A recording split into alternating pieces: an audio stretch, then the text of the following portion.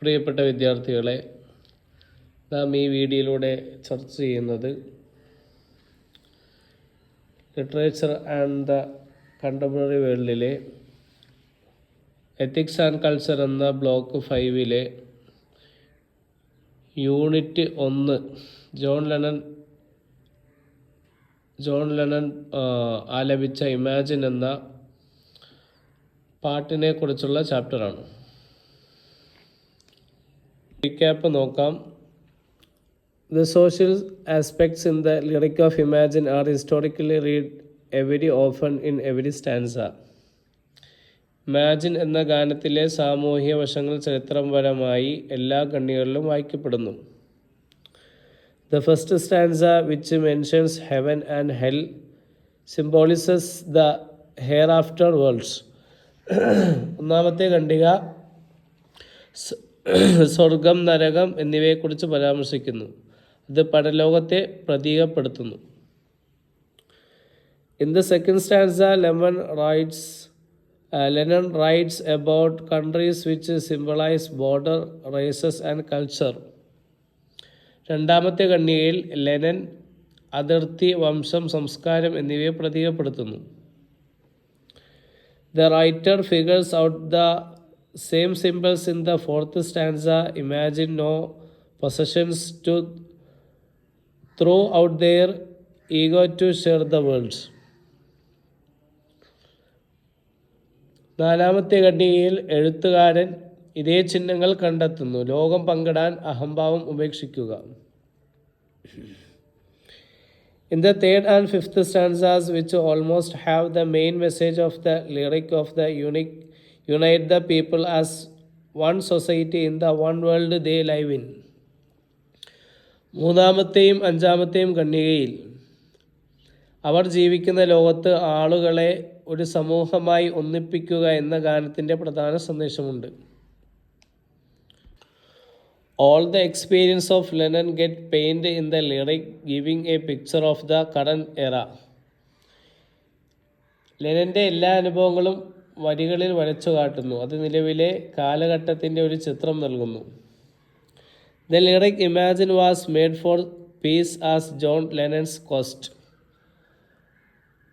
Imagine എന്ന ഗാനം John ലെനൻ്റെ സമാധാനത്തിനായുള്ള അന്വേഷണം എന്ന നിലയിൽ നിർമ്മിച്ചതാണ്. Lennon imaginatively mixes the situation with the issues of society. Lennon സാഹചര്യങ്ങളെ സാമൂഹ്യ പ്രശ്നങ്ങളുമായി ഭാവനാത്മകമായി കൂട്ടിക്കലർത്തുന്നു. It is readable that Imagine had a relationship with the peace movement in the flower power era and played a role in his lyric to give a picture of society. Imagine എന്ന ഗാനം flower power കാലഘട്ടത്തിലെ സമാധാന പ്രസ്ഥാനവുമായി ബന്ധപ്പെട്ടിരുന്നുവെന്നും സമൂഹത്തിൻ്റെ ഒരു ചിത്രം നൽകുന്നതിൽ പ്രധാന പങ്ക് വഹിച്ചുവെന്നും വായിച്ചെടുക്കാം. ഇനി നമുക്ക് ഒബ്ജക്റ്റീവ് ക്വസ്റ്റ്യൻസ് ആൻഡ് ആൻസേഴ്സ് നോക്കാം.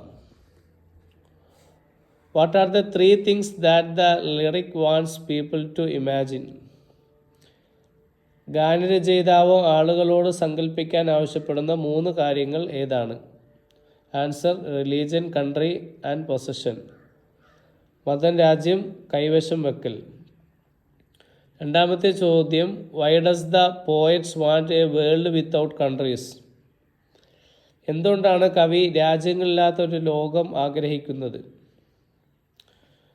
Answer: then we would have nothing to kill or die for.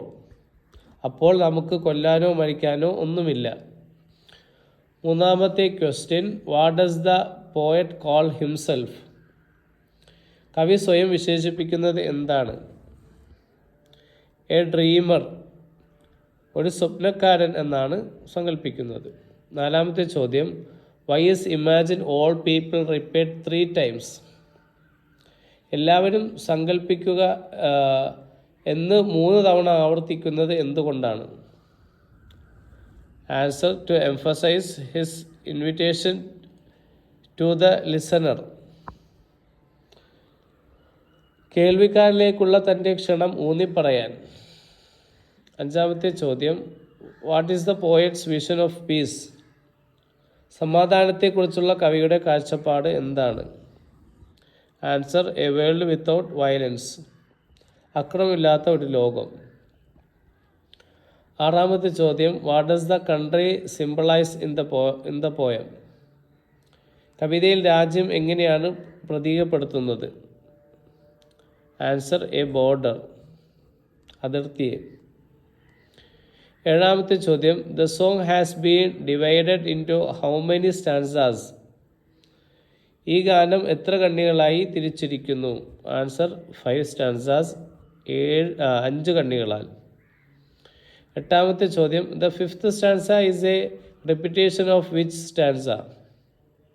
അഞ്ചാമത്തെ ഖണ്ഡിക ഏത് ഖണ്ഡികയുടെ ആവർത്തനമാണ്? ആൻസർ 3rd സ്റ്റാൻസ, മൂന്നാമത്തെ ഖണ്ഡിക. ഒമ്പതാമത്തെ question, imagine all the people sharing all the watts.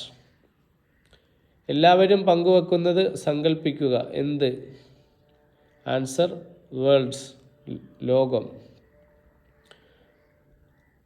Last and final question, what are the central ideas of the poem imagine? Imagine എന്ന കവിതയുടെ പ്രധാന ആശയങ്ങൾ എന്തൊക്കെയാണ്? Answer the peace of the world without the divisions of religion. മതപരമായ വിഭജനങ്ങളില്ലാത്ത ലോകസമാധാനം. അടുത്തത് assignment questions ആണ്. Write a critical appreciation of the poem imagine. Imagine എന്ന കവിതയുടെ ഒരു വിമർശനാത്മക ആസ്വാദനം എഴുതുക. Evaluate the third and it is repetition in the fifth stanzas as A kind of chorus. മൂന്നാമത്തെ വരിയെയും അഞ്ചാമത്തെ ഖണ്ഡികയിലെ അതിൻ്റെ ആവർത്തനത്തെയും ഒരുതരം കോറസായി വിലയിരുത്തുക. മൂന്നാമത്തെ ചോദ്യം, in describing various kinds of worlds why does the poet use the word imagine? വിവിധതരം ലോകങ്ങളെ വിവരിക്കുമ്പോൾ കവി ഇമാജിൻ എന്ന വാക്ക് ഉപയോഗിക്കുന്നത് എന്തുകൊണ്ട്? നാലാമത്തെ ചോദ്യം, describe the poet's view of the materialism through this poem. ഈ കവിതയിലൂടെ ഭൗതികവാദത്തെക്കുറിച്ച് കവിയുടെ കാഴ്ചപ്പാട് വിവരിക്കുക. അഞ്ചാമത്തെ ചോദ്യം, explain the theme of the poem imagine. Imagine എന്ന കവിതയുടെ പ്രമേയം വിശദീകരിക്കുക. ആറാമത്തെ ചോദ്യം, explain the 3 things that the poet wants to people to imagine. ആളുകൾ സങ്കല്പിക്കണമെന്ന് കവി ആഗ്രഹിക്കുന്ന 3 കാര്യങ്ങൾ വിശദീകരിക്കുക.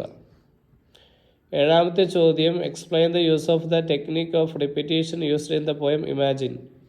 ഇമാജിൻ എന്ന കവിതയിലെ ഉപയോഗിച്ചിരിക്കുന്ന ആവർത്തന വിദ്യയുടെ ഉപയോഗം വിശദീകരിക്കുക. ഇതിൻ്റെയൊക്കെ ആൻസർ ലഭിക്കാൻ ഡിസ്ക്രിപ്ഷനിലുള്ള വാട്സപ്പ് ചാനൽ ഫോളോ ചെയ്യുക. Thanks for watching.